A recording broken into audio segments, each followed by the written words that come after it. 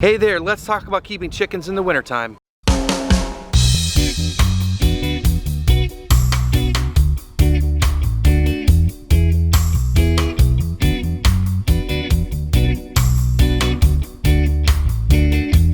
Alright, let's talk about keeping chickens in the wintertime, and there's a lot of neat stuff to talk about with this. And just some context for you guys, I am in Raleigh, North Carolina, which is Zone 7B.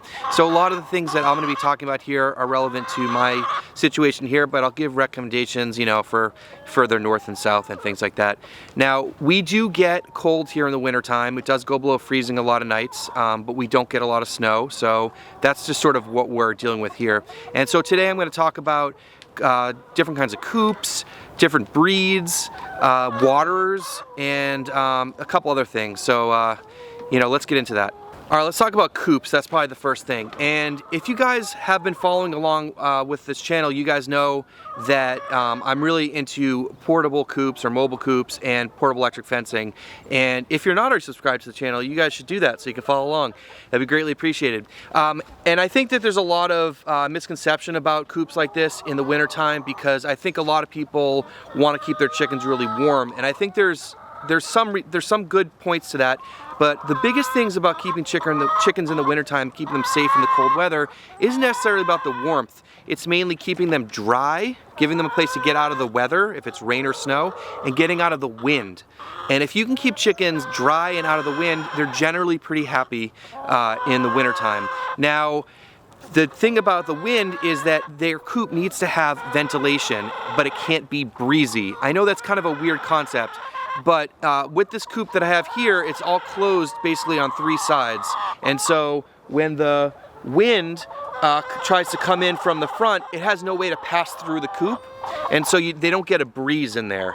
And I think that's a really important design on coops like this. They do get plenty of ventilation because the bottom is completely open, the front is completely open, and there is, you know, it's not completely sealed on the top, so there is a little bit of a gap there, but there's plenty of ventilation in there. And the reason for that, why it's super important, is that they need fresh air in there. And I see a lot of people build these like overly built chicken coops, and they're insulated and they're completely sealed. And yes, it will be warmer in there, but that's not what they need. And when it's super warm like that, what you wind up getting is condensation inside the chicken coop. And when it's really humid in there, that's when it's dangerous for the chickens. That's when they're going to develop upper respiratory problems and some other health issues. So you want to make sure that it's dry and not breezy, but has really good ventilation. All right, so that's the larger chicken coop that we're using right now, but here's our smaller one. This is the chickshaw. You guys have seen me talk about this before, and maybe you've seen this online too. And this one's good for about 35 or 40 birds. But I kept the chickens in here for a few winters, and it works great. So, and if you're not like super convinced about the, you know, keeping them warm, check this out. This one's even more open than the other coop. Even the sides, they're just even more open. And so in the wintertime on this one, I put some plastic on these front side windows, but left the front completely open, and again, ventilation through the bottom and the top. So this actually works really well, as you know, for us too. Another thing about chicken coops is the placement of it. Now, if you have a static or a mobile coop, this applies. You want to make sure that when it's really cold out, that you have that facing south. So the open end, if it's windows or if it's screens, make sure you have that facing south. So as soon as the sun comes up in the morning, you'll get that immediate warmth into the coop to warm up the chickens. Right now, this is facing north, but it hasn't really been that cold. It hasn't been an issue here, but it's something to keep in mind just in terms of placement of putting your coop. So I just want to emphasize that this really does work in the wintertime. Now, if you're in an area that's super, super cold, there are other options. One is putting the chickens in a greenhouse. If you're in an area that's really far north, one great option is, you know, you probably aren't growing things. If you have a greenhouse or even a small hoop house of any sort, if you're not really growing much in the wintertime, you can put your chickens in there. There's a lot of great farmers out there that do that. And what they'll do is they'll let the chickens in there, keep them warm. They'll also add some woody material in there so that they're basically creating compost, and they have a warm place. And then, you know, in the springtime, you can let it rest for a little while before you start planting, and you can either remove that compost or you can plant into it, and so you get some extra fertility there and the chickens stay warmer. So that is definitely an option if you live further north. Another thing is the chicken breed, and I've talked in other videos about why I like the hybrid laying birds so much, and again, it's all about context here. So if you are set on high egg production and you want a hybrid laying bird like the ones I have, and it's super, super cold and a lot of snow and all that stuff, maybe consider like a greenhouse for them in the wintertime. But generally this will be pretty good. If you're more of the homesteading context and it's really, really cold where you are, get some hardier breeds, some heavier dual purpose heritage breeds. Like I mentioned before, I really like the black Astrolorp, Barred Rock. Some of those breeds, they're a little bit heavier, and so they'll be a little hardier in the wintertime, so that can help as well. But if you're further south and you don't have as cold winters and it is pretty warm most of the year, then I would not recommend getting those heavier breeds. They're going to be miserable in the summertime and super hot. Now, as you guys know, chickens aren't as productive in terms of egg laying in the wintertime, but what you can do is put them to work in other ways.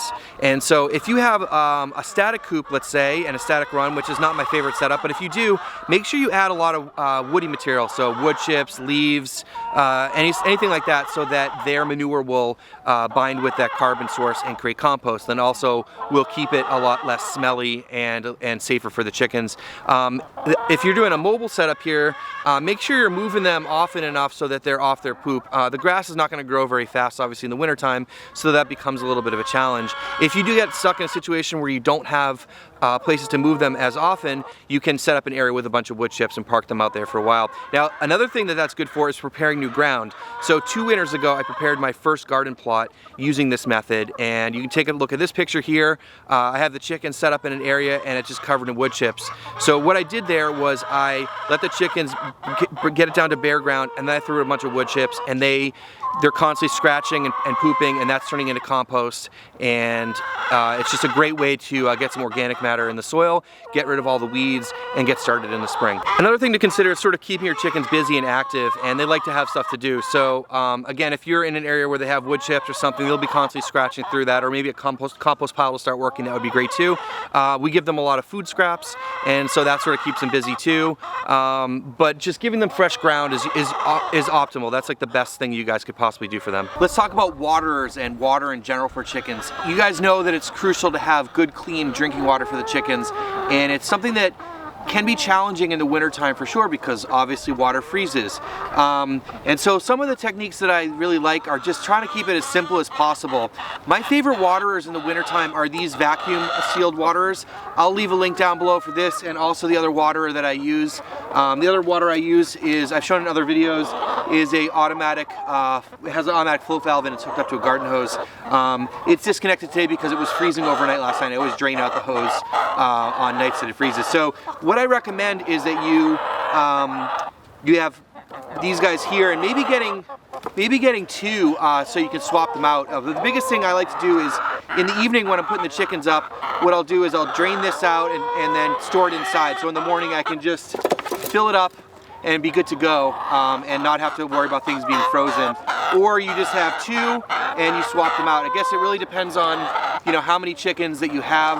If you have enough chickens that are drinking 5 gallons of water a day, then you just fill it up once a day. If you're really close to the house and maybe you don't have that many chickens, they have options for electric heated water bowls, which can be cool too. But again, I like to try to keep it as simple as possible. Now, here in North Carolina, it doesn't really get, we don't have a lot of days where it doesn't get above freezing.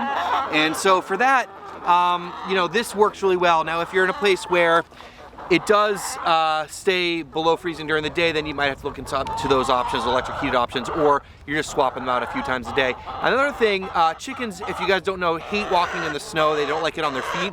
And so one thing that I like to do all the time with this kind of water, but especially in the wintertime, is to keep some sort of little platform here.